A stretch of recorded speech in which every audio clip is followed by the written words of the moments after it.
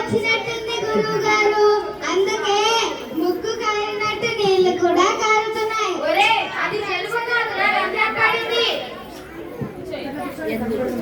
రంధ్రం చిన్నదే కదా గురువు గారు, మట్టితో పూడ్చేద్దాం. కొత్త బిందె తేండి. ఇదిగో నాణ్యాలు. ఈ బిందెని ఇచ్చి మరో బిందె తీసుకురండి. అలాగే గురువు గారు. త్వరగా వెళ్ళండి.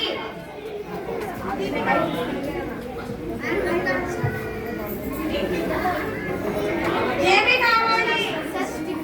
ఈ రంధ్రం పడిన బిందెకు బదులు కొత్త బిందె ఇవ్వండి. సరే, ఇదిగో కొత్త బిందె. మీ నాణ్యాలు తీసుకోండి.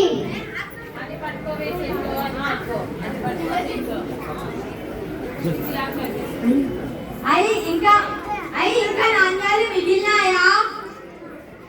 నాణ్యాలు తిరిగి తీసుకెళ్తే గురువు గారు ఎక్సర్సైజ్ పెట్టడం లేదు అంటారేమో. మళ్ళీ ఏం చేద్దాం? అయితే తినేద్దాం. అయ్యో, కుమారి దగ్గరే పల్లి చిక్కీలు ఉన్నాయే. మిగిలిన నాణ్యాలతో కొనుక్కొని తిందాం పదండి. ఏమి కావాలి? మళ్ళీ ఎందుకు వచ్చారు? మిగిలిన నాణ్యాలకు పల్లి చిక్కీలు ఇవ్వండి.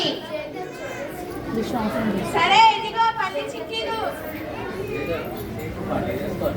సార్ పిలుస్తున్నారంట, వెళ్తావా? మమ్మీ టీచర్ సార్ పిలుస్తున్నారంట, సార్ పిలుస్తున్నారు.